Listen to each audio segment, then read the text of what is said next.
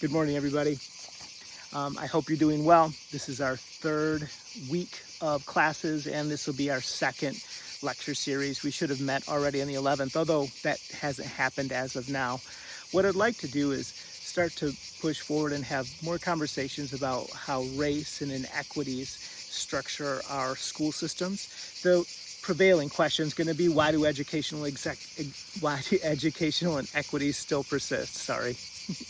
And what ideological habits should educators examine most to address and create a more just school system? So the theory and the practice coming together within that praxis sort of element.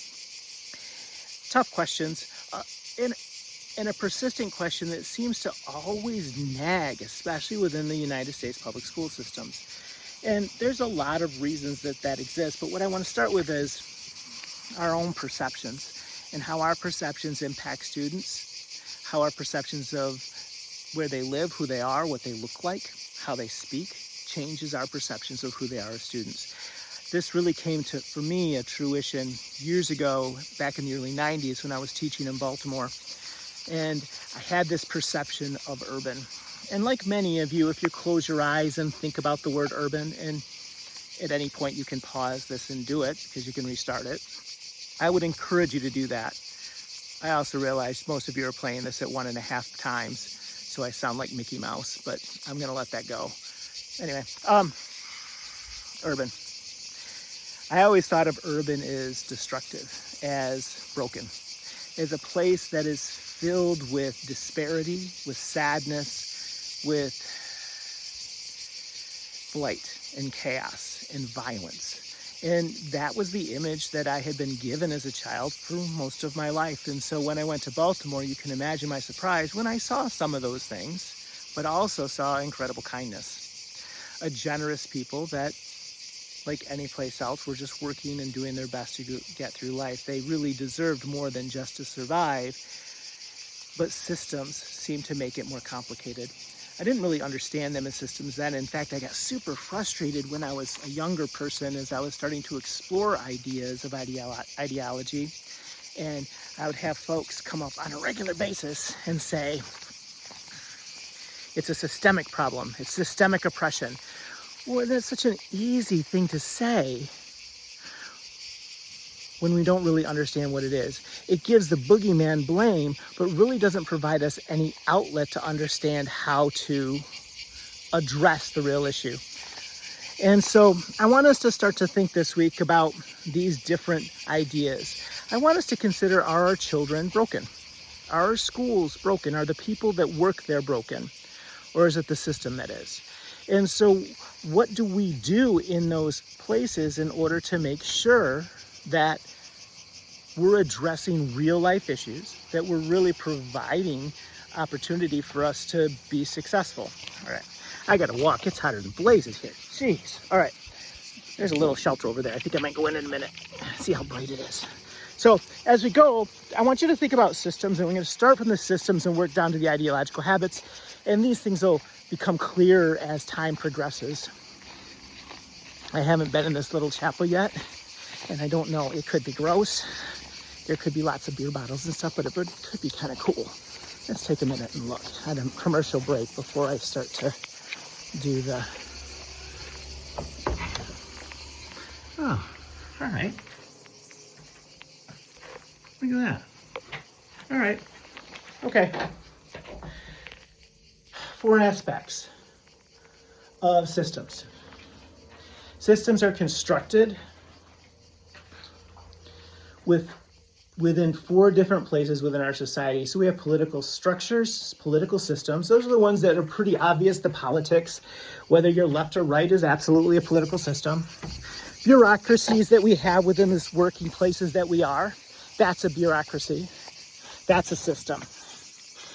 Political systems are systems of how our government works. We live in a republic. We live in a democratic republic, and because of that, we have certain value systems that are constructed within that republic. One of those value systems, those ideologies that are prominent because we're a political system, is individualism, rugged individualism, if you will, and meritocracy. We're going to talk a little bit more about those a little later, but I want us to think about how they specifically impact our concepts, or mechanisms, if you will. The second system that impacts how we think and what happens within our schooling is our economic system. How we fund our schools gives us information on what we prioritize as a society. What are the priorities that we have within any given schooling system? Do we prioritize our children? I think it's really hard to make the argument that we prioritize our children when so little resources go to them. So our economic system says something about what we do. We are a capitalist society, so many times what we do is transactional. So schooling has to necessarily be secondary, because capitalism is about profit, and schools will never be profit driven. They can't be if they're successful. So our economic system drives how we think. It drives our actions and it drives our priorities.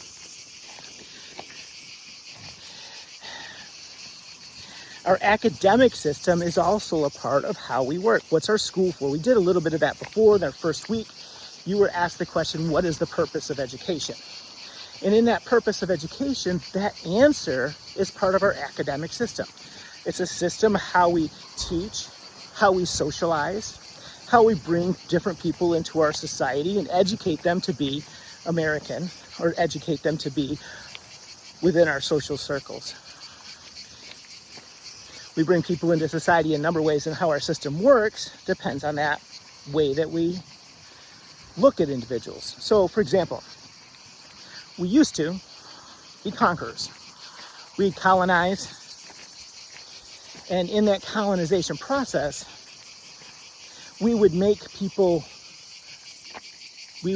push people out, we create genocide, shove people into different places. So genocide is a part of our history. It doesn't need to be a part of our present, but understanding it's a part of our history helps us to understand what we need to do to shape our future.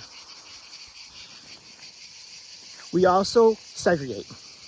We still segregate people. I know that we don't want to. We look at it and we think it's abhorrent and we think it's ugly, but if our school systems are any indicator of who we are as a society, we absolutely still segregate. We segregate societies and we segregate our children into different categories. We have black and white schools. We have schools on reservations. We have schools that are constructed as places where we work specifically with students that have disabilities.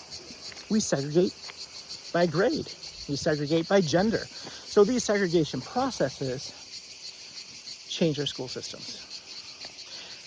I'm going to suggest that mostly we assimilate. We like everybody to look the same. And even if we look a little different, we want them all to act the same. We want them to act within a particular parameter that is what we construct as American. Now, the issue with that, of course, is American is such a diversity of people that is an impossibility. And that impossibility creates conflict and tensions. And those tensions are part of the issues that we run into within our social ideas. So academics is a social system. Probably most prominent and most significant, going back to the discussion about urban, is our social systems. Our social systems in very subtle ways tell us what we think and how we think and how we're supposed to think. And so these systems, through television, through media, through family lore, have given us messages as to what urban is, what rural is, what suburban is, what good and bad is, what it looks like when you're smart, what it looks like when you're not. These are the concepts that are constructed within each of our different areas of life. In each aspect of our life, that system shapes what we do and how we think. We can pretend it doesn't, and we often say we're autonomous and we're independent thinkers, but the reality is none of us really are. But recognition of those systems gives us tools to change our stories, gives us the ability to change how we perceive ourselves and what we're going to do with that perception once we understand it. So these are some of the concepts that I want us to consider. Within those systems, I want us to understand how those systems impact us. These mechanisms, these little tools and constructs that we have within our society shapes how we think too. But it also, it's a tool or a mechanism to help our system impact our individual behavior. So without these mechanisms, we can't possibly have individual habits and ideological habits that are shaped by the system. And those systems, on the one side, are ideologies. So meritocracy, think about rugged individualism, think about social constructs. Social constructs are those ideas that when we look at, I know you know this, forgive me, but I have to explain it. It's in my nature. Social constructs are those ideas about a group of people shaped by our social understanding. They're structured often in stereotypes. They're structured in historical understanding, and they're subtle. That's the power. They're incredibly subtle. We think of them as being overt. So we want to come up to folks and say, well, I'm not a racist because I don't think that way. I don't have any bias against people of color. I don't have any bias against the people that are able. I don't have any bias against the LGBTQ community, but we do. We just don't see it because it's subtle. They're shaped within our physical behavior. It's shaped within how we think, but also how we act in subtle and not subtle ways. Meritocracy is that idea that if you work hard enough and you're smart enough, you'll be successful. It's the idea that anyone in the United States can grow up to be the president.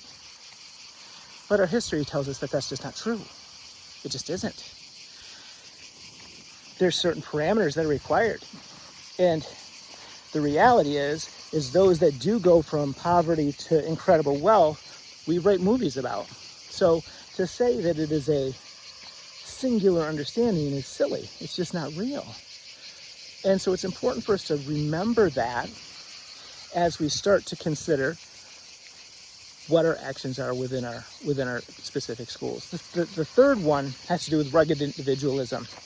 And that's really the purely American John Wayne way of thinking. To pull yourself up by your bootstraps, you can do it alone. You don't need people to help you along the way. And if you do, it means you're weak. You had help, and therefore you're wrong. The reality is everyone gets help along the way, without exception. And I say that as being one of the people they say pulled themselves up by their bootstraps. I'm a first-generation college student with a PhD. I'm a novelty, but not special by any stretch. What got me through? My friends, my family. I live in a community that has a lot of doctors. And I have PhD friends, I have MD friends, and when I decided to go work at Grand Valley, they strongly encouraged me to get my PhD, and they helped me along the way. And when I felt like quitting, they said, don't. Sometimes it's the simple things. So these ideologies shape us. On the other side are more practical. So we've got our policies. Policies are a mechanism that shapes society. They shape our construct of what is important and what isn't. And policies, they can be changed. And we look at policies and oftentimes we say this is an equitable policy, and we will make machinations and changes in it to make it more equitable. And what a powerful thing to be able to do. But it's only part of the story. When we change a policy, we also have to consider the practices, because practices also shape how we work. So think, for example, about redlining, which you're all probably familiar with, the actions of the banks back in Jim Crow era to not sell to people of color by specifically structuring out areas and neighborhoods where people of color couldn't buy homes because it would devalue the home in their minds. So what happened is that policy became illegal. Good move. Excellent. But what happens in practice? Well, in practice, it doesn't change things unless we actively participate to make those changes. It's not good enough just to change the policy. We have to change our practice. And if you look at our society and how our schools are shaped and how they're segregated, and how our neighborhoods are segregated specifically, I'm gonna suggest our practices haven't changed much. They've changed some. incrementally. But part of that is when a policy is in place, people believe in that policy, they believe in that law, they think it was just because it's a law and it's a rule. And so when we change it, we can't just change the practice. We have to change the messaging. We have to change the structures in order to make that more equitable. And that's where we miss. We have to change messaging, practices, and structures to make any policy change effective within our society. Why do women still make 85 cents for every dollar as a man? It's structural. It's messaging. It's practice. It's against the law. That's how it works. So all of these constructs shape and start to play in with our understanding. See, and here's where I think we have to decide if people are inherently good or problematic.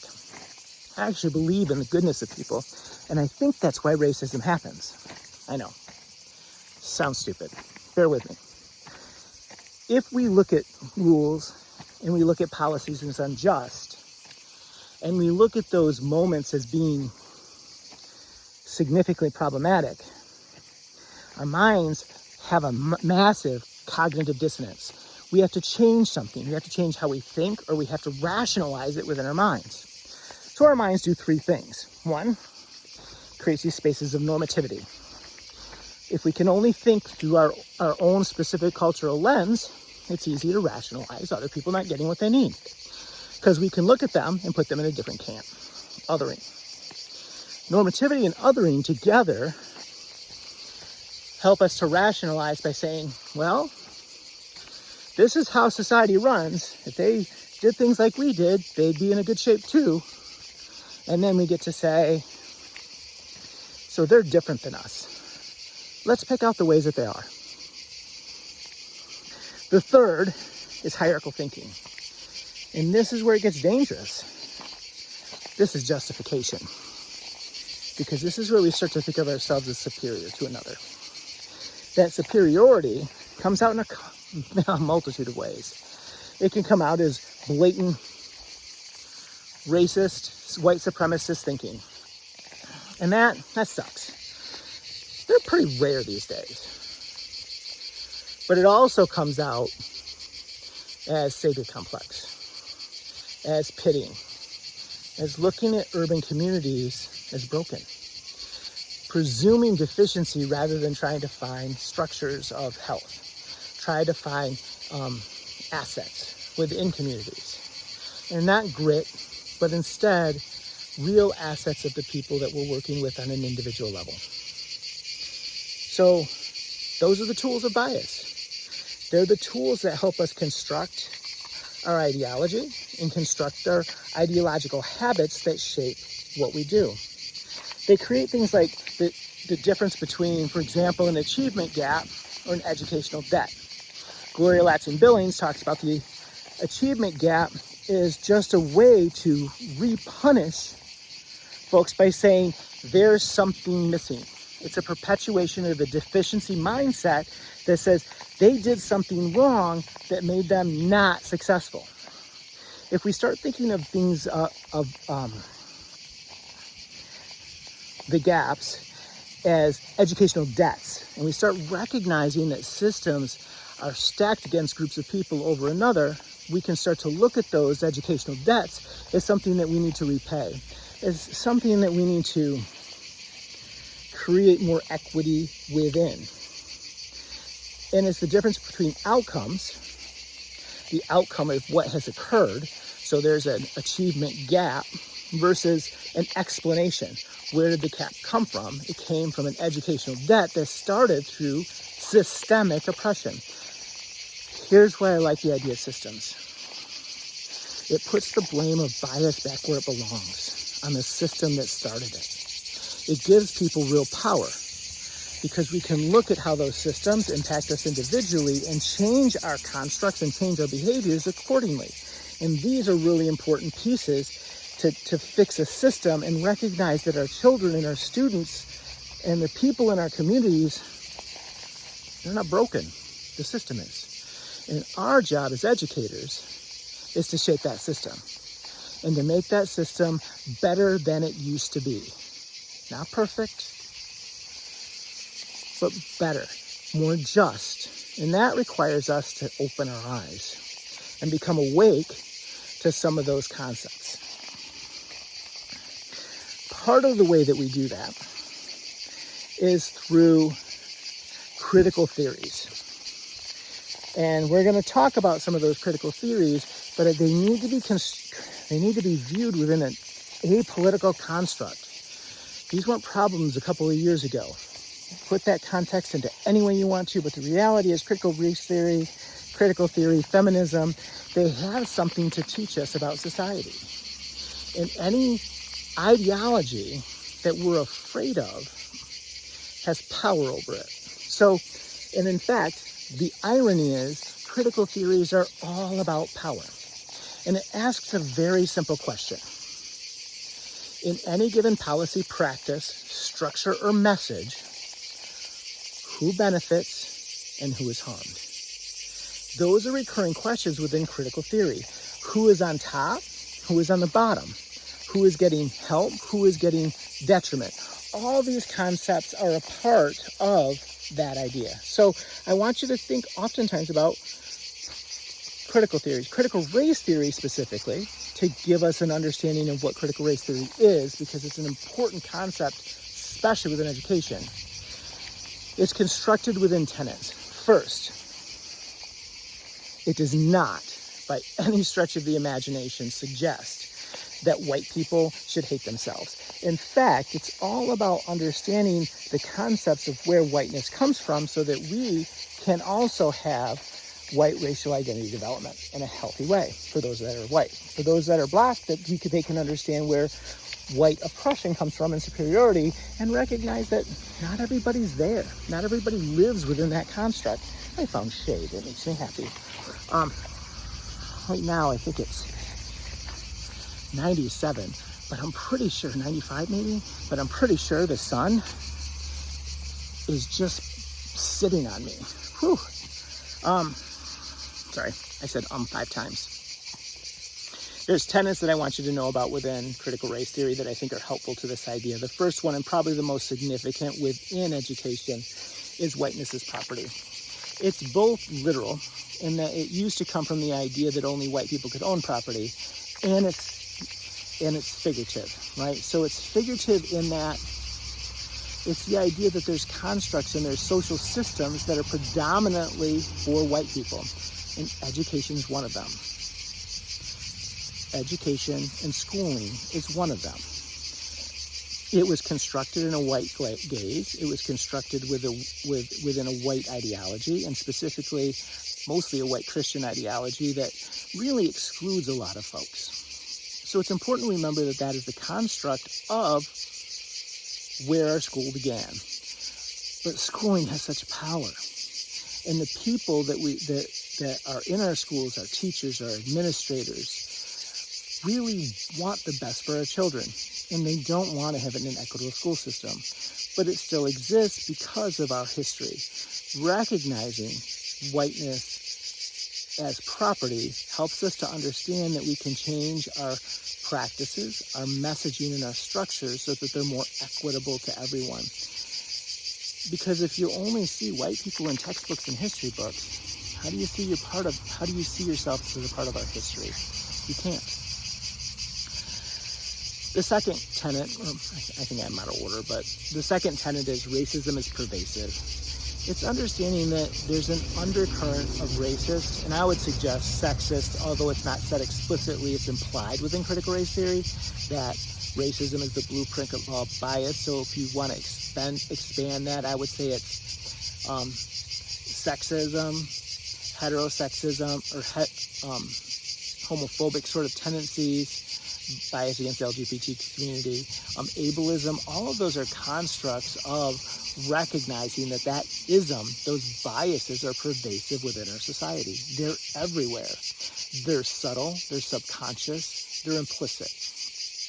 People don't try to be these things, but in order for us to understand them is the first step for us to combat them. Counter storytelling is the construct that it's important that we hear different narratives about experiences. I hate the idea that everybody has their own truth, because I think there is the actuality of what had occurred. But the actuality of what occurred often misses context. And context shapes our understanding of how any particular situation goes down.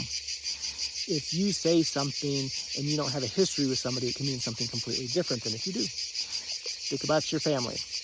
All of you have little sayings that you know if it strikes a chord, you know it's a negative thing versus a positive, even if it's said that way. So, for example, my sister and I have this history when we were younger, and if we had a parent that was really irritating us, or we irritated each other because we were children and siblings, we'd say, "I love you," which meant I would piss at you.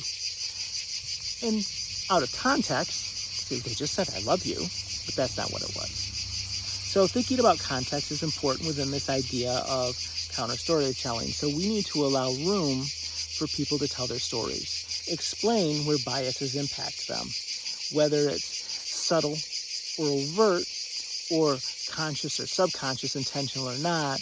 The counter storytelling helps us to hear. It doesn't mean we need to say, we don't need to create a space where everything we do is an apology.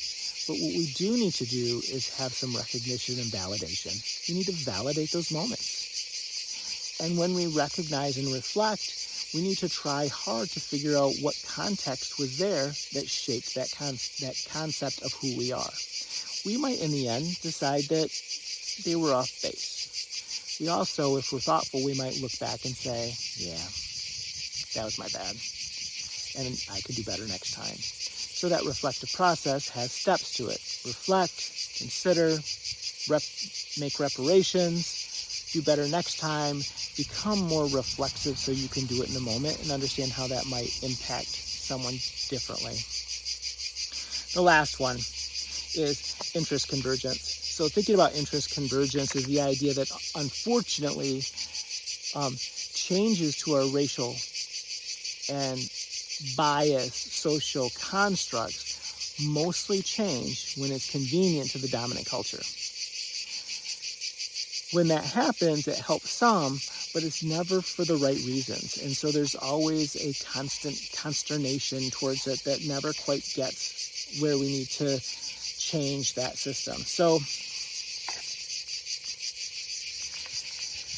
part of what we have to ask ourselves is, are our schools and are we as educators, are we trying to do the work to help our students survive society or transform it? When we talk about critical theory, it also means asking critical questions and asking things in ways that how things have done in the past, maybe they need to be done differently. I think the way that we treat children is problematic. We do things to kids we'll never do to anybody else. And I think oftentimes, at their demise, we've taught them early on that there's a certain way to behave. So, kindergarten, our first stories to children is sit down, shut up, and listen. And then when we get to college, professors complain, well, I don't know why they don't think critically. The reality is that in order for us to create critical thinkers, we have to be critical thinkers ourselves. We have to be self-reflective. All of us. And so, whether that's socioeconomic status or other barriers, race, gender, whether you're part of the LGBTQ community, whatever our new bias of the day is, we have to be able to face it authentically and with critical awareness. So my message for this week is, as you go through your readings, it's going to be really, really easy to look at your readings and put it aside. But sometimes there's places that we have to recognize that the time to put these ideas aside has passed. When I went to Baltimore, I first learned about symbolic interactionism. Symbolic interactionism is a concept that symbols within our society teach us lessons about who's important and who isn't. good guys wear white hats, bad guys wear black hats. Clean is a white room, dirty is brown. These concepts that we see over and over and over again change our perception. It becomes even more prominent when you think about television, when our TVs will show the picture of a black person being arrested, but they won't show the picture of a white person. They'll just say they were arrested. Things of this nature are symbolic interactions. And when I was first taught it, I was, 20-something, and I thought to myself, oh, that's too far. That's just too much. Then I moved to Baltimore. I started working in an inner city, and I was working with a local imam and teaching martial arts. And I have an ant on me, and now I just killed it. Oh well. And with a local imam, we were teaching martial arts to some kids that were in a pretty rough neighborhood, and I started hearing their stories. And I had to pull it out again and look at it and went, wow, there's something real here. But, after a while, I got lazy. And, some of the things that happen within communities that are poor are true. There's violence there, and people do dumb things all the time. So it's hard to have constant vigilance against our own ideology. So what I did is I put it away. And years went by, and I started working in the homeless community, and all these biases started showing up, and I said to myself, well, I remember that. So I pulled it out again and looked at it and went, oh yeah, okay. Did some more work. Yeah, I put it away again. This happened several times throughout my life, and I remember a friend of mine, Dr. Carolyn King, and she came in and she said, Terry, you know what? That is quite a privilege to be able to put it away, because I am black every day, and people never call me doctor. So these are some things to think about. So as you go through these readings, be reflective, take what you can, and what I hope is that you find something that's helpful to you long term. All right, this is 30 minutes, so it's probably longer than I should be talking. I try to keep them at 20, and I'm not very good at that. I hope these videos are helpful to you, and I hope they help kind of give context as to what we're looking for with it. This is the second of 3. You'll have one more video, and yeah, let me do this for you.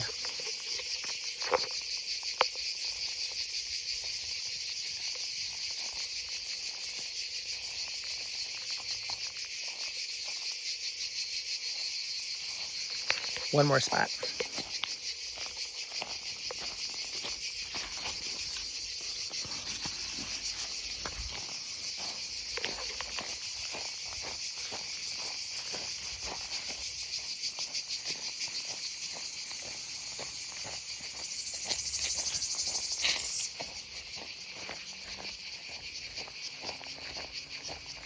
One of my thoughts about summer classes, and those of you that turned off the video, I'm okay with that. The thing about summer classes that I always find complicated is it steals your summer. Life's too short not to have joy. And life and community and people, that's kind of what it's about. So here's your visual for the day.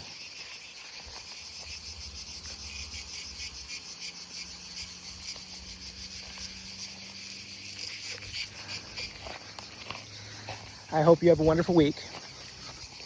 I will see you next week when we have our second session. Remember to complete your annotated bibliography and get that done. And please make sure that you're working already on that final literature review. I put it in week 4 for you to start to look at and start to really consider it. You should be working on gathering your evidence now in your research, because it's going to come very, very quickly. Not due until the end of the semester, but I do want to give you time. In the last week that we have together, that we talk one-on-one, you'll be sharing that with the class. Enjoy. Bye.